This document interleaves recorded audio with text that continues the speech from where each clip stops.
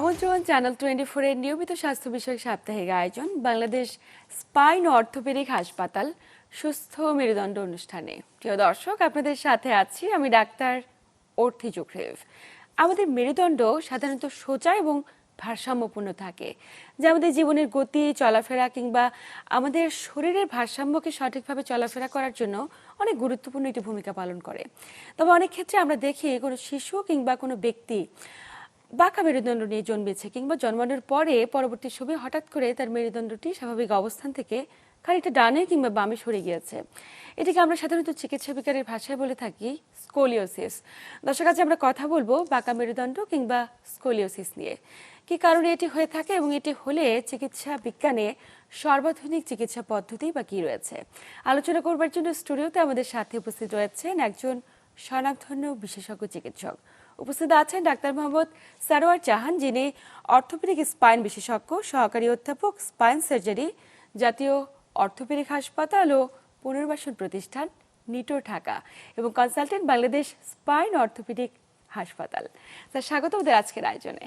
ধন্যবাদ। Sir, scoliosis বা বাঁকা মেরুদণ্ড বলতে আমরা কি বুঝি? ধন্যবাদ আপনাকে।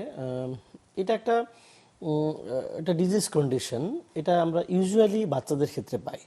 স্কোলিওসিস বলতে যেটা মিন করে সেটা হলো যে আমাদের গঠনগতভাবে আমাদের মেরুদণ্ডটা সামনে থেকে দেখতে সোজা, কিন্তু যদি সাইড থেকে দেখা যায় তাহলে মেরুদণ্ডটা একটু কার্ভ থাকে। আমরা নর্মালি বলে নিচ্ছি যে আমাদের সামনে থেকে দেখতে মেরুদণ্ডটা সোজা, কিন্তু কোনো কারণে সামনে থেকে দেখতে যদি মেরুদণ্ডটা সি অথবা এস শেপের মতো হয়ে যায়, তখন এই সিচুয়েশনটার সাথে সাথে মেরুদণ্ড যখন সি বা এস শেপ হয়ে যায় তখন সাথে সাথে বডিটাও সেরকম বাঁকা হয়ে যায়।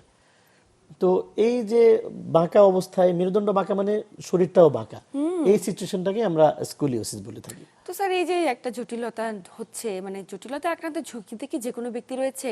মানে কখন থেকে শুরু হয় এটা? গর্ভাবস্থা থেকে কি শুরু হতে পারে? আচ্ছা, ধন্যবাদ। এটা হতে পারে, আপনি ভালো কোশ্চেন করেছেন যে এটা গর্ভাবস্থা থেকেই শুরু হতে পারে। এটার কয়েকটা টাইপস আছে। তার মধ্যে হচ্ছে যে যেটাকে আমরা কনজেনিটাল বলি, যেটা আপনি বলেছেন যে গর্ভাবস্থা থেকে হয় কিনা, এটাকে আমরা কনজেনিটাল বলি। কনজেনিটাল মানে হলো তার মেরুদণ্ডের গঠনগতভাবে কোথাও না কোথাও ত্রুটি থাকবে। যদি এরকম হয়ে থাকে তখন এই ত্রুটির কারণেই মেরুদণ্ডটা বাঁকা হতে পারে। এটাকে আমরা কনজেনিটাল স্কোলিওসিস বলি। বেশিরভাগ ক্ষেত্রে সেটা নয়। এর বেশিরভাগ ক্ষেত্রে যেটা পাই আমরা অ্যাডোলেসেন্ট অবস্থায় পাই, ছোট বাচ্চাদের ক্ষেত্রেই পাই, কিন্তু এটা জন্মগতভাবে নয়। কিন্তু কোনো কারণে যদি লিগামেন্টের যদি কোনো প্রবলেম থাকে, লিগামেন্ট যদি ল্যাক্স থাকে, তখন মেরুদণ্ড বাঁকা হতে পারে, কিন্তু সেটা জন্মগতভাবে নয়। কিছু কিছু ক্ষেত্রে আমরা বয়স্ক মানুষদের ক্ষেত্রেও পাই, তখন সেটাকে আমরা অ্যাডাল্ট স্পাইনাল ডিফর্মিটি বলি। সরাসরি স্কোলিওসিস না বলে বড়দের ক্ষেত্রে আমরা সেটা অ্যাডাল্ট স্পাইনাল ডিফর্মিটি হিসেবে আমরা ডিফাইন করি। নিশ্চয়ই। তো সেক্ষেত্রে স্যার, গর্ভাবস্থার বিষয়টিতে যদি আসি, যেহেতু স্কোলিওসিস আমরা বলছি গর্ভাবস্থা থেকেই, স্যার এমন কি কোনো জটিলতা রয়েছে বা মা গর্ভাবস্থায় এমন কোনো অ্যাক্টিভিটিস করছে বা পরীক্ষা করাচ্ছে না, বা জীবনযাত্রায় এমন কোনো মান এসেছে যেখানে একটা শিশু জন্মগতভাবে স্কোলিওসিস নিয়ে জন্মাচ্ছে? এরকম নয় আসলে। এখন জন্মগতভাবে যেটা হয় সেটাকে প্রিভেন্ট করার আসলে কোনো উপায় নেই। এটা হতেই পারে, তবে আমরা যদি জন্মগতভাবে হয়ে থাকে, আমাদের কাছে যখন প্রেজেন্ট করতেছে, যখন আমাদের কাছে আসছে, এটা চিকিৎসা পদ্ধতি আছে যেটার মাধ্যমে এটাকে ঠিক করে দেওয়া সম্ভব, এটা আমরা বলতে পারি। একদমই। কিন্তু আমাদের গ্রামে কিছু কথা প্রচলিত রয়েছে যে মা যদি একটু কুঁজো হয়ে শুয়ে থাকে, বাঁকাভাবে শুয়ে থাকে, পাশ ফিরে শুয়ে থাকে, বটি দিয়ে কোনো কিছু কাটে, তাহলে হয়তো বা বাচ্চার বিভিন্ন ধরনের জন্মগত ত্রুটি নিয়ে জন্মাতে পারে, এবং সেটার মধ্যে স্কোলিওসিস অন্যতম। এই বিষয়টাকে আপনি কিভাবে নট দেখছেন? লাইক দ্যাট, এটা সুপারস্টিশন। এগুলো, এই ব্যাপারটা এরকম নয়। একজন মা গর্ভাবস্থায় স্বাভাবিকভাবেই চলাফেরা করবেন, স্বাভাবিক খাবার খাবেন, ইটস এনাফ। কিন্তু মেরুদণ্ডে যদি কোনো ত্রুটি থেকে থাকে, এটা তার এই ফিজিক্যাল অ্যাক্টিভিটির সাথে রিলেটেড নয়। নিশ্চয়ই। এবং এই ভ্রান্ত ধারণাটাকে দূর করাটা অত্যন্ত আমাদের একান্তই কর্তব্য। এই কারণে হয়তো বা এই ধরনের সচেতনমূলক অনুষ্ঠানগুলো। স্যার, একটু জানবো যে স্কোলিওসিস হয়েছে কিনা, কত বয়স থেকে এটা বোঝা যেতে পারে? এটা, ধন্যবাদ আপনাকে। এটা সাধারণত প্যারেন্টসটা খেয়াল করেন। প্যারেন্টসটা দেখেন যে তার বাচ্চা দিন দিন বড় হচ্ছে, কিন্তু তার পিঠের অংশটুকু বাঁকা দেখা যাচ্ছে। তো ওনারা তখন কনসার্ন হন যে স্বাভাবিক বাচ্চার পিঠের মতো এটা পিঠ নয়, পিঠের দিকেই বেশি নজর পড়ে সবার। তখন ওনারা ডাক্তারদের শরণাপন্ন হন। তো পিঠ দেখে তো আমরা স্কোলিওসিস ডায়াগনোসিস করি না, আমরা একটা অ্যাজাম্পশন করি। তখন আমরা এক্স রে করি। আমাদের মেরুদণ্ডের পুরো একটা এক্স রে করার মাধ্যমে এটা কনফার্ম হওয়া সম্ভব যে তার মেরুদণ্ডটা বাঁকা কিনা, এবং বাঁকার মধ্যে অনেকগুলো স্টেজ আছে। আচ্ছা। আমরা নির্দিষ্ট আমাদের কিছু প্যারামিটার আছে, যে প্যারামিটারগুলোর মাধ্যমে আমরা স্টেজিং ঠিক করি যে উনি একজন বাচ্চা কোন স্টেজে বা কোন কতটুকু ডিগ্রি নিয়ে আমাদের কাছে প্রেজেন্ট করছে, এটা আমরা ডিগ্রিতে ডিফাইন করি আমাদের এই প্যারামিটারটাকে, যে এটাকে কব অ্যাঙ্গেল নাম দেওয়া হয়েছে। যে কব অ্যাঙ্গেল যদি 40 ডিগ্রির কম হয়ে থাকে তখন আমরা একরকম চিকিৎসা করি, যদি 40 ডিগ্রির বেশি হয়ে থাকে তখন চিকিৎসা পদ্ধতি ডিফারেন্ট হয়ে যায়। স্যার, এই যে 40 ডিগ্রি হলো, এটা যদি প্রাথমিক অবস্থায় একটা বাচ্চাকে ট্রিটমেন্ট করে ফেলে, সেক্ষেত্রে কি এটার অ্যাঙ্গেলটা বাড়তে থাকে, নাকি আর্লি স্টেজে করলে ট্রিটমেন্ট থেকে খুব সহজে রিকভারি করা সম্ভব? এটা একটা ভালো কনসেপশন দরকার। আমাদের কাছে প্যারেন্টসরা আসে, ধরেন whatever the degree, 40 degree কম হোক বেশি হোক সেটা বিষয় না। বিষয় হচ্ছে যে আমরা যখন আমাদের কাছে আসছে তখন আমরা চিকিৎসা পদ্ধতি ঠিক করি, প্রথমে জানতে চাইবো যে এটা কতটুকু, মাত্রাটা কীরকম, এটা কনজেনিটাল কিনা বা এআইএস কিনা, এবং এটার কব অ্যাঙ্গেল কতটুকু। যদি এরকম হয় যে এটা কব অ্যাঙ্গেলটা কম, তাহলে আমরা ব্রেসিং করার মাধ্যমে চিকিৎসা করি। ব্রেসিং মানে হলো বেল্টের মাধ্যমে। এখন ইম্পর্টেন্ট বিষয় হচ্ছে যে একটা বাচ্চা ধরেন 30 ডিগ্রি অ্যাঙ্গেল নিয়ে আসছে, তার ফিজিক্যালি তাকে দেখা যাচ্ছে সে একটু বাঁকা। এখন আমরা এই অবস্থায় আমরা সাধারণত আমরা ব্রেসিং এর মাধ্যমে চিকিৎসা শুরু করি। এখন একটা বেল্ট যখন তাকে পরানো হয়, এটাকে আমরা বোস্টন ব্রেস বলি ইউজুয়ালি। আরো কিছু বেল্ট আছে, বোস্টন ব্রেসটা সবচেয়ে বেশি জনপ্রিয়, ইন্ডিকেশন অনুযায়ী বোস্টন ব্রেসটা আমরা দিই। বোস্টন ব্রেস দিলে যেটা হয়, এই 30 ডিগ্রির অ্যাঙ্গেলটা এটার প্রোগ্রেস করবে না, এটা হল্ট হয়ে যাবে। আচ্ছা, এটা হচ্ছে সুবিধা। কিন্তু আপনি যদি বলেন যে 30 ডিগ্রিটাকে আপনি 0 ডিগ্রি আনতে চান, তাহলে কিন্তু এই ব্রেসিং এর মাধ্যমে সেটা হবে না। Bracing only halt the progression of the scoliosis, এটা শুধুমাত্র আপনাকে আটকায় রাখতে পারবে, যেটা বাড়তে দিবে না, কিন্তু এটাকে 0 ডিগ্রিতে এনে দিবে না। এই কনসেপশনটা খুব জরুরি। অনেক অনেক মানুষই বা অনেক প্যারেন্টসরা তাদের বাচ্চা নিয়ে আসেন, ওনারা মনে করেন যে আমি বেল্ট দিচ্ছি, বেল্ট দিলে হয়তো আমার বাচ্চা আগের মতো সোজা যাবে। নট লাইক দ্যাট, এটা সোজা হওয়ার বিষয় নয়। এটা যেটা আছে এটাকে হল্ট করবে। কিন্তু যদি কোনো প্যারেন্টস যদি মনে করেন যে না, তার বাচ্চার 30 ডিগ্রি উনি মানতে রাজি নন, ওনার বাচ্চাকে উনি সোজা দেখতে চান, তাহলে এই চিকিৎসা আসলে সার্জারি। কিন্তু আমাদের মেডিকেলের ভাষা অনুযায়ী 30 ডিগ্রিতে আসলে অপারেশন আমরা করি না। আমরা যদি কোনো বাচ্চার কব অ্যাঙ্গেল মোর দেন 40 ডিগ্রি হয়ে থাকে, তখন আমরা এটা বলি যে এটা অপারেশন লাগবে। তখন 40 ডিগ্রি বেশি হলে কিছু কমপ্লিকেশন তৈরি হতে পারে, এজন্যই আমরা তখন সার্জারি পরামর্শ দিয়ে থাকি। ইউজুয়ালি 40 ডিগ্রি কম হলে ফার্দার খুব কমপ্লিকেশন খুব বেশি হয় না, এজন্য আমরা সার্জারির কথা বলি না, ব্রেসিং এর মাধ্যমেই চিকিৎসা করি। সেক্ষেত্রে স্যার একটা বিষয় কিন্তু সবসময় আমরা জানতে চাইতেই পারি যে একটা বাচ্চা 3 বছর বয়স বা 2 বছর বয়স, সে তো হাঁটতে শিখে গেছে, হাঁটার সময় খেয়াল করছে বাবা মা যে একটু কুঁজো হয়ে হাঁটছে, বা পিঠটা একটু পিছনের দিকে বাড়ানো, অথবা ডান হাতটা একটু উপরের দিকে ওঠা, তো বাবা মারা তো কিছুটা আন্দাজ করতে পারে যে বাচ্চাটি হয়তো মেরুদণ্ডে বাঁকা, এই কারণে এক পাশটা উঁচু হয়ে আছে, এক পাশটা নিচু, এবং তাৎক্ষণিকভাবে কি আপনারা সার্জারি করতে পারেন নাকি নির্দিষ্ট একটি বয়সের পরে গিয়ে? হ্যাঁ, এটা একটা গুরুত্বপূর্ণ বিষয়। আমরা ইউজুয়ালি এত কম বয়সে অপারেশন করতে আমরা চাই না। এটা নির্দিষ্ট বয়সে আমরা সাধারণত 15 বছরের মধ্যে 13 থেকে 15 ম্যাক্সিমাম 16, এই টাইমটা হচ্ছে এই অপারেশনের জন্য চমৎকার টাইম। এর আগে যদি খুব বেশি পরিমাণ কব অ্যাঙ্গেল না হয়ে থাকে, তাহলে আমরা অবজার্ভ করি, তাদেরকে সবসময় ফলো আপে রাখি এবং তাদেরকে এই বয়স পর্যন্ত আমরা অপেক্ষা করতে বলি। এই বয়সটা এক্সিড করে গেলে আরো কিছু কমপ্লিকেশন তৈরি হতে থাকে। অনেক সময় যে কার্ভটা থাকে, মেরুদণ্ডের যে কার্ভ নিয়ে আমাদের কাছে আসেন, সেই কার্ভটা অনেক সময় রিজিড হয়ে যায়, শক্ত হয়ে যায়, তখন আমাদের জন্য সেটা কারেকশন করা ডিফিকাল্ট হয়ে যায়। কিন্তু ইউজুয়ালি 15 বছরের মধ্যে যে বাচ্চারা থাকেন বা বাচ্চারা আসেন আমাদের কাছে, ইউজুয়ালি ওনাদের কার্ভটা এত রিজিড থাকে না। এটা ইউজুয়াল কথা, এক্সেপশনাল অনেক কিছু হতে পারে, কিন্তু ইউজুয়ালি এটা হয় না। কিন্তু আমাদের জন্য যে স্ক্রুর যে মেজারমেন্ট, স্ক্রু পার্সেসের যে ক্যাপাসিটি, এবং যে আমরা রড দিয়ে যে কারেকশনগুলো করতেছি, সেই কারেকশনের ক্যাপাসিটি অনুযায়ী এই 12 থেকে 15 এই বয়সটা হচ্ছে একটা পারফেক্ট এজ আমরা মনে করি সার্জারির জন্য। আচ্ছা, সেক্ষেত্রে স্যার আমরা সার্জারির বিষয়টি সম্পর্কে জানবো, কিন্তু এই যে বাচ্চাগুলো 15 বছর বয়স পর্যন্ত এটাকে ক্যারি করছে, স্কুলে যাচ্ছে, স্বাভাবিক কাজকর্ম করছে, কিন্তু একটু কুঁজো হয়ে হাঁটার কারণে আমাদের পরিবেশ বা আমাদের সমাজ, আমাদের প্রেক্ষাপট যা বাচ্চাটাকে একটু ভিন্নভাবে চিন্তা করছে, এবং ওই পরিবারটি সামাজিকভাবে হেয় প্রতিপন্ন হচ্ছে, মানে তাদের উদ্দেশ্যে আপনার কি বলার আছে, আমাদের সমাজের উদ্দেশ্যে বা রাষ্ট্রের উদ্দেশ্যে কি বলার আছে? এটা একটা ইম্পর্টেন্ট ইস্যু আমাদের জন্য। আমরা যে সোশিও ইকোনমিক স্ট্যাটাসের মধ্যে আমাদের সমাজটা আছেন, সেই সমাজে অনেক বাচ্চাদেরকেই বুলিং এর শিকার হতে হয়। এটা আমাদের জন্য দুঃখজনক। এটা আমরা চাই না। আমরা চাইবো যে যাদের প্যারেন্টস যারা আছেন এই সমস্ত আক্রান্ত বাচ্চাদেরকে নিয়ে, আর আমাদের কাছে আসার পরে আমরা চিকিৎসার একটা গাইডলাইন দিয়ে দিই ওনাদেরকে।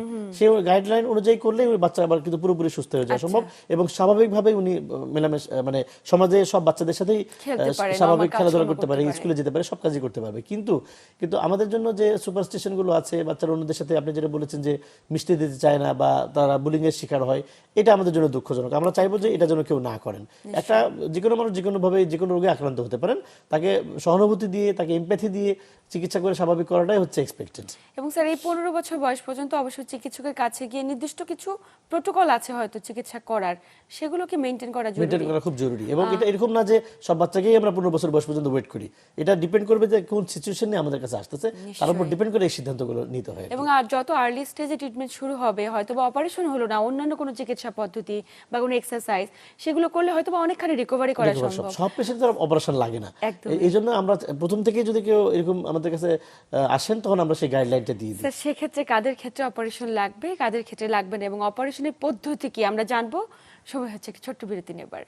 প্রিয় দর্শক, বাংলাদেশ স্পাইন অর্থোপেডিক হাসপাতাল সুস্থ মেরুদণ্ড অনুষ্ঠান থেকে নিচ্ছি ছোট্ট একটি বিরতি, সাথেই থাকুন।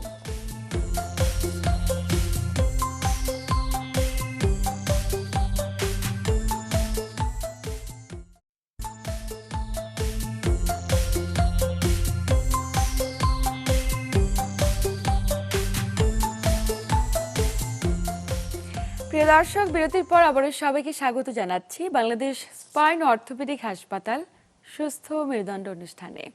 আপনাদের সাথে আছি আমি ডাক্তার অর্থি জুখরিফ, এবং আমার সাথে আছেন একজন বিশেষজ্ঞ চিকিৎসক।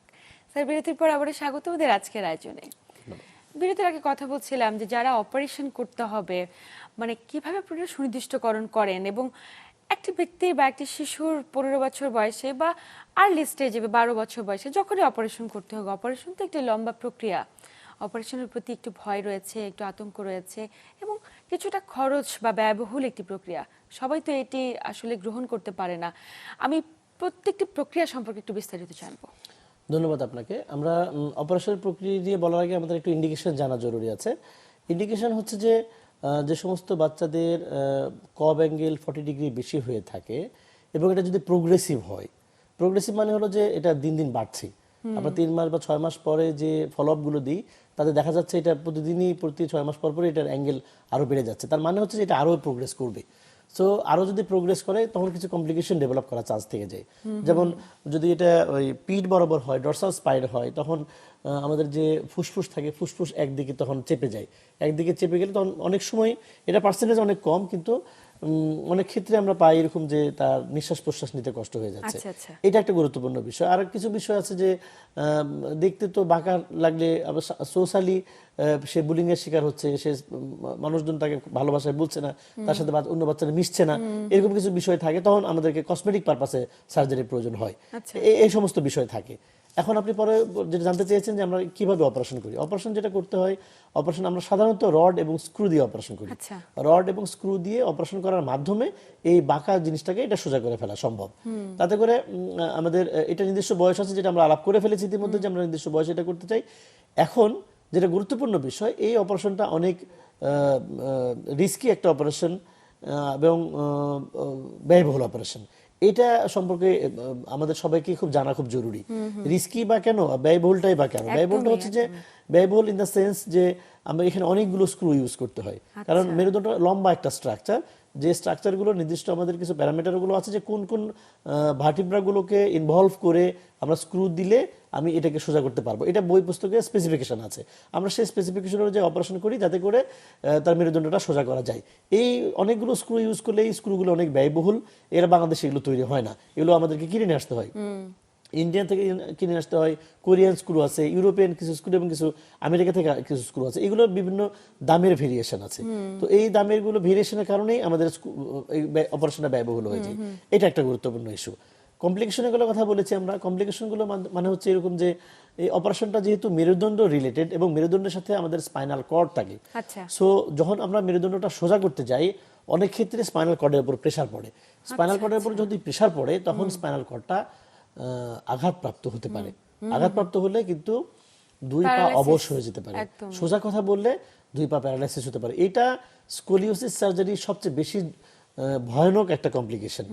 তবে সুবিধার কথা হচ্ছে, আশার কথা হচ্ছে, এটাকে অবজার্ভ করার জন্য, এটাকে স্ক্রুটিনি করার জন্য, এটাকে জানার জন্য কিছু সিস্টেম আছে। আমরা অপারেশনের চলাকালীন সময় এই জিনিসটা আমরা অবজার্ভ করতে পারি। আচ্ছা। এটাকে নিউরো মনিটরিং বলি। নিউরো মনিটরিং হচ্ছে এমন একটা যন্ত্র, যে যন্ত্র আমরা শরীরে এটা লাগিয়ে রাখতে হয় অপারেশনের সময়, এবং আমরা প্রতিটা কারেকশনের সময়, প্রতিটা স্ক্রু দেওয়ার সময়, প্রতিটা স্ক্রু ইনসার্শনের সময় আমরা টের পাই যে এই বাচ্চাটা প্যারালাইসিস হয়ে যাচ্ছে কিনা। এবং এটাকে প্রিভেন্ট করার জন্য যখন আমরা এভাবে বুঝতে পারি যে কোনো না কোনোভাবে অন্যথা হয়ে যাচ্ছে, একটু ডেভিয়েট হয়ে যাচ্ছে নর্মাল থেকে, তখন আমরা ওখানে অপারেশনটা হল্ট করে দেওয়ার সুযোগ তৈরি হয়। আচ্ছা, আমরা চাইলেই অপারেশন তখন বন্ধ করে দিতে পারি। এই হচ্ছে আমাদের জন্য বাড়তি সুবিধা। সেক্ষেত্রে বাচ্চাটি যখন অপারেশন হচ্ছে, আপনারা দেখছেন ডেভিয়েশন ক্রিয়েট হচ্ছে বা জটিলতা তৈরি হচ্ছে, সেক্ষেত্রে আপনারা হোল্ড করে দিয়ে কি ওই দিনের জন্য অপারেশনটা বন্ধ করে দেন, নাকি ওই বাচ্চাটার অপারেশনই করা এটা হয় ডিপেন্ড না? করবে যে আমরা কি অবস্থায় আমরা ডেভিয়েশনটা বা অ্যাবনর্মাল সিচুয়েশন বা প্যারালাইসিস হয়ে যাওয়ার মতো অবস্থা তৈরি হচ্ছে, এটার উপর ডিপেন্ড করে আমরা সিদ্ধান্তগুলো নিতে হয়। যেমন ধরেন, যদি এরকম দেখি যে আমরা একটা পেশেন্ট আমাদের কাছে 70 ডিগ্রি কার্ভ নিয়ে আসছে, আচ্ছা। 70 ডিগ্রি কার্ভটাকে আমরা কারেকশন করার জন্য আমরা রড দিয়ে চেষ্টা করতেছি। যদি বেশি পরিমাণ কারেকশন করার চেষ্টা করি, তাহলে দেখা যাচ্ছে যে এটা ডেভিয়েশন তৈরি হতে পারে। এরকম অ্যাবনর্মাল কিছু প্যারালাইসিস হওয়ার চান্স তৈরি হচ্ছে। তখন আমরা পুরোপুরি কারেকশন করি না, অল্প কিছু কিছুটা রেখে রেখেই বাকিটা আমরা দিই। correction করি। কারণ আমাদের জন্য বাঁকা মেরুদণ্ডটা রেখে দেওয়ার চেয়ে যদি বাচ্চা স্বাভাবিকভাবে সুস্থভাবে হেঁটে চলে যেতে পারে, সেটা আমাদের কাছে বেশি ইম্পর্টেন্ট প্যারালাইসিস হয়ে যাওয়ার চেয়ে। এই জন্য আমরা এই স্টেজে আমাদের এই সুযোগটা নেওয়ার সুযোগ তৈরি আছে। তো যে কমপ্লিকেশনগুলো, যে ভয়টা আমাদের আছে, সেই ভয়টা অনেকাংশে আমরা মিনিমাইজ করতে পারি নিউরোমনিটরের মাধ্যমে, নিউরোমনিটরের অবজারভেশনের মাধ্যমে সার্জারি করলে।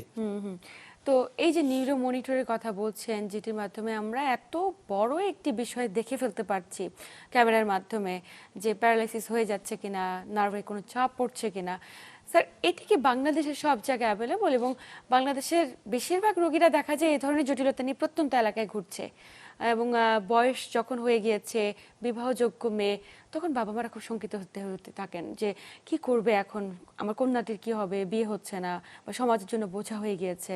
তো তাদের উদ্দেশ্যে পরামর্শ কি? হ্যাঁ, এটাই আমাদের কাছে বেশি আসে। আপনি খুব চমৎকার পয়েন্ট বলেছেন। আমরা বেশিরভাগ ক্ষেত্রে এই সমস্ত পেশেন্টদেরকেই পাই যে ছোটবেলায় ওনারা পিঠে বাঁকা বা মেরুদণ্ড বাঁকা দেখেছেন, কিন্তু ওনারা খুব বেশি গুরুত্ব দেন নাই। কিন্তু যখন বিয়ের সময় এসে গেছে, তখন ওনারা ডাক্তারের পরামর্শ নিচ্ছেন যে এখন এটা কারেকশন করা যাবে কিনা। বেশিরভাগ ক্ষেত্রে এটা কারেকশন করা পসিবল হয়। কিছু কিছু ক্ষেত্রে যখন এটা রিজিড হয়ে যায়, বেশি শক্ত হয়ে যায় মেরুদণ্ডটা, তখন কিন্তু কারেকশন করা যায় না।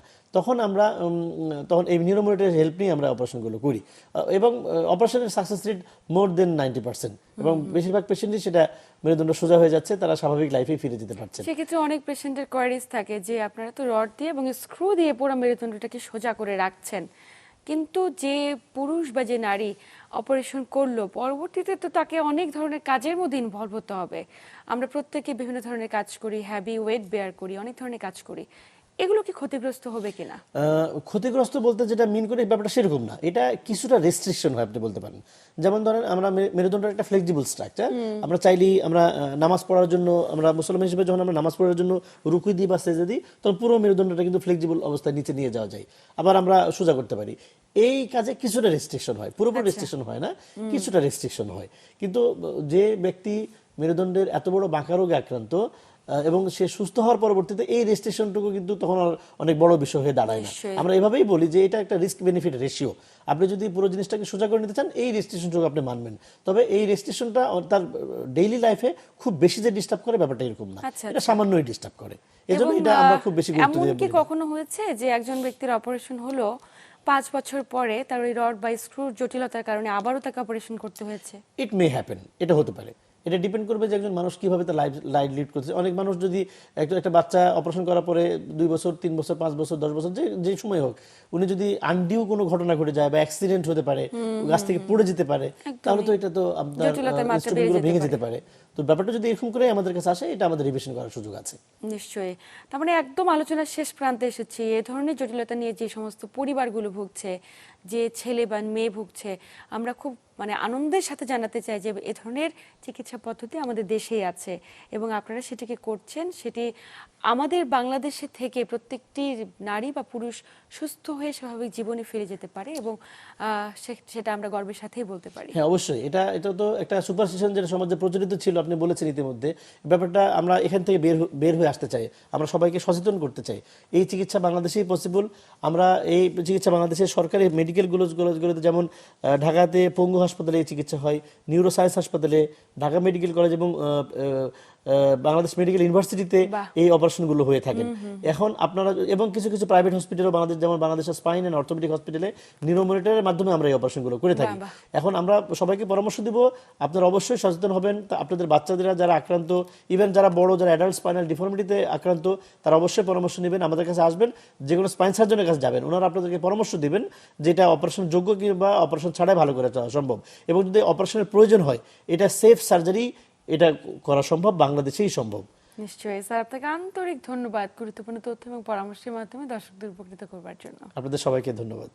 প্রিয় দর্শক, এই ছিল আমাদের আজকের আয়োজন। আসুন, আপনার পরিবারের সন্তানটি কন্যা হোক বা ছেলে সন্তান হোক, সে যদি মেরুদণ্ডে এ ধরনের কোনো জটিলতা ভোগ করে, স্কোলিওসিস বা বাঁকা মেরুদণ্ডে ভোগে, তবে অবশ্যই সময় ক্ষেপণ না করে যে কোনো ধরনের স্পাইন সার্জনের কাছে গিয়ে অবশ্যই চিকিৎসা সেবার আওতাভুক্ত হন। এতক্ষণ সাথে থাকার জন্য সবাইকে ধন্যবাদ। সবাই ভালো থাকুন, সুস্থ থাকুন।